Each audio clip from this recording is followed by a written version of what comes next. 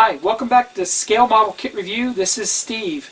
Just a quick update because I really messed it up yesterday. I announced a group build from stevethefish.net. Greg over there informed me that I said the wrong thing about it, which I did.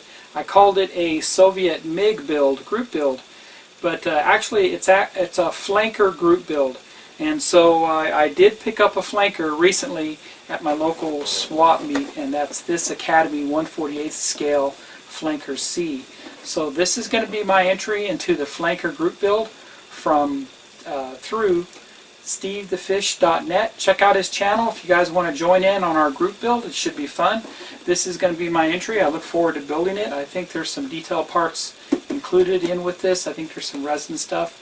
But anyway, I want to thank everybody who watches my channel and who's been supporting me.